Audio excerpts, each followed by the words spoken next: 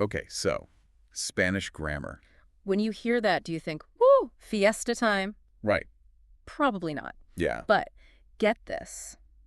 The present simple. We're diving into that today. Yeah. And it is way more exciting than it sounds. It is. Think of it like this. You know how sometimes you hear Spanish and it just sounds like one big, beautiful word, tornado? Right. Well, mastering the present simple is like getting a decoder ring for that tornado. That's a great way to put it. It really helps you break down all those swirling sounds into understandable parts, which is what we're going to try to do today using present simple, lección de inglés, and you'll find it's written conveniently in both Spanish and English. So helpful. It's like having subtitles for your brain. Exactly. But, okay, before we get ahead of ourselves, what exactly are we talking about when we say present simple? Hit me with the knowledge. Okay, so in a nutshell, the present simple is your go-to tense in Spanish for expressing, you know, those everyday habits, the things that you do regularly. However, and this is a big one for English speakers, it's not quite the same as how we use it in English. Okay. You also use it to state facts and generalities, things that are always true. Think the earth is round or water is wet. Okay. So far, so good. Right. But wait, there's more, right? Yes. Our source mentions a couple other uses that I wouldn't have immediately thought of. You're right. You're right. The present simple also swoops in when you're talking about future events that are on a schedule, like the train leaves at 8 p.m. or the party starts at 9, that kind of thing. Okay. And get this, it even pops up when giving instructions or commands in Spanish. Whoa, really? So instead of awkwardly miming things when I'm trying to get directions, I could actually, like, speak Spanish. Right. That's a game changer. Exactly. Picture yourself confidently saying, camina derecho, luego gire a la izquierda. Walk straight ahead, then turn left. Yeah. All present simple. Okay. Now I'm seeing why we're focusing on this. It's like the Swiss Army knife of Spanish tenses. It is. But speaking of nuances, I did stumble across something in Lección de Inglés that I found interesting. And it was about those little adverbs of time, you know, where it's like always, never, sometimes. Oh, yes. Adverb placement. That's one of those areas where English and Spanish like to dance to slightly different tunes, which can definitely trip people up. Yeah. In English, we usually place those adverbs before the verb. Right. But in Spanish. Plot twist. They usually go after the verb. Yeah, right. Well, you're almost right. Here's the thing. Yep. In most cases, those adverbs do go before the verb in Spanish. So you'd say something like, yo siempre como pan. I always eat bread. Okay. But, and this is a big but, there's an exception when you're using the verb to be. Hold on. Okay. Now things are getting interesting. Right. Tell me more about this exception. I've got my metaphorical pen ready. Okay. So, with the verb to be, which as you'll recall can be either ser or estar in Spanish, the adverb actually goes after the verb. Okay. So instead of saying, yo siempre soy feliz, which would be incorrect, you'd say, yo soy siempre feliz.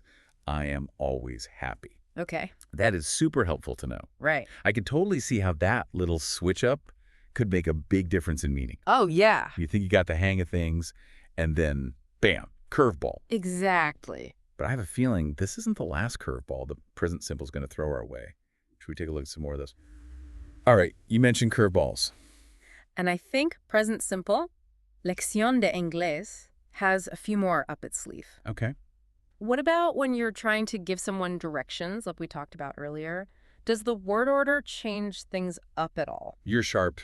You're right. Using the present simple for instructions is super common in Spanish. And luckily, the word order usually stays nice and straightforward. Okay. For example, remember that phrase we mentioned earlier? Camine derecho y luego gire a la izquierda. Right. Walk straight ahead and then turn left. I'm starting to feel like a regular Spanish-speaking Dora the Explorer over here. I love it. And that's exactly how it should feel. Natural and intuitive. Right. See, the beauty of that phrase isn't just knowing the individual words for, like, walk or turn. Right. It's about understanding how the present simple works to create a clear instruction. It's like I'm not just reciting words from a phrase book, I'm actually communicating. Yes. Which is, you know, the whole point of language. 100%. Yeah. And just think, as you get more comfortable with the present simple, you can start, like, adding more detail, building more complex sentences. Instead of just camin derecho, walk straight. Right. You can say, camin derecho hasta que vea la iglesia grande. Walk straight until you see the big church. Okay. Okay, I'm with you. I'm picturing myself strolling through the streets of Madrid, I love it. not even breaking a sweat when someone asks me for direction. I can practically taste those churros.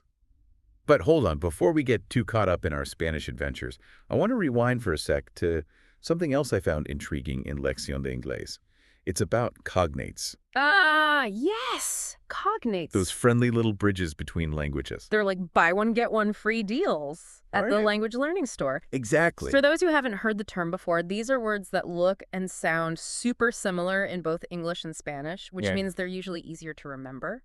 Exactly. Like elefante for elephant. Right. Or hotel for, well, hotel. Yeah. Our source points out that being mindful of these cognates can be a real game changer, Right. especially when you're just starting out. Yeah. They can make learning new vocabulary and understanding grammar rules feel a bit less daunting. So true. It's like your brain does a little happy dance when it spots a familiar face in a crowd. Yes. But I'm guessing not all cognates are created equal, are they? You're right there. We've also got our false friends, Right? those sneaky cognates that look all friendly. But then trip you up with completely different meanings. Ooh. I'm sensing a story time. Lay one of those false friends on me. Okay. How about this? Actualmente. In Spanish, it looks a lot like actually in English, right? Totally. I'd assume they're twins. But here's the twist. Actualmente really means currently in English. Oh, wow. Okay, yeah, that could definitely lead to some serious misunderstandings. I'm picturing myself accidentally agreeing to something I have no business agreeing to. It happens to the best of us. But don't let that scare you off. Part of the fun of language learning is unraveling these little quirks and nuances. For sure. Okay, so we've covered some major ground here. We've tackled the core uses of the present simple, wrestled with those sneaky exceptions, All right. and even uncovered the wonderful world of cognates and their sometimes deceiving ways. Yes. Whew. I'm starting to see why mastering this tense is like finding the holy grail of Spanish fluency. You got it. And there's still so much more to explore. Are you ready to dive into how this all comes together? To actually speak better Spanish. Okay, I'll admit, I'm feeling pretty pumped about the present simple right now. Right. But I also have a confession. Okay. My brain is starting to feel like it's been doing Zumba with all these grammar moves. Right. I hear you. Help me out here. How does understanding all this actually translate into speaking better Spanish? It's like we've been doing this deep dive into the engine of a car.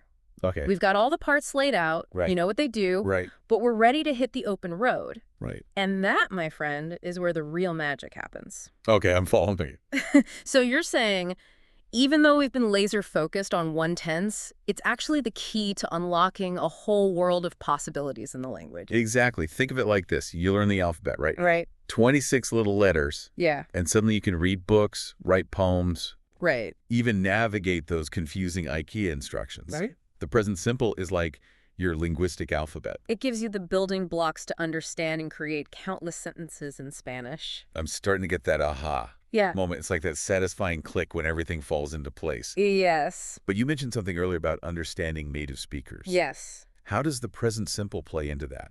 Imagine you're walking through a plaza in Seville Okay. and you overhear a conversation. Okay. Before, it might have sounded like a jumble of sounds, right? Right. But now, armed with your present simple decoder ring, Okay. you start to pick out those familiar verbs, those telltale adverbs. Right. Suddenly, you're not just hearing noise. Right. You're Yeah. understanding the rhythm of a conversation. Whoa.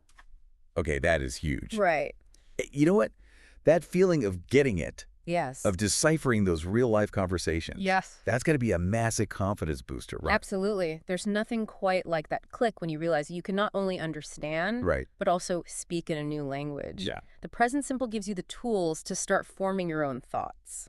And expressing yourself in Spanish, even if it's just a few simple sentences at first. Right. And trust me, those simple sentences, they pave the way to fluency. I love that. So as we wrap up our deep dive into the present simple, Yes. what's the one key takeaway you want to leave our listeners with? Don't get overwhelmed by the details. Okay. Focus on grasping the core uses of the present simple. Right. Practice them until they become second nature. And remember, Every sentence you understand, every phrase you speak. it's a victory. Beautifully said. Yeah. And for anyone listening who's ready to put their newfound present simple prowess to the test, Yes? we have a little challenge for you. Okay. Think about your typical day, your daily routine. Now, how would you describe it using the present simple in Spanish? Maybe even jot down a few sentences. Good idea. You might be surprised by how much you already know. Thanks for joining us on this deep dive into the fascinating world of the present simple. Hasta la próxima.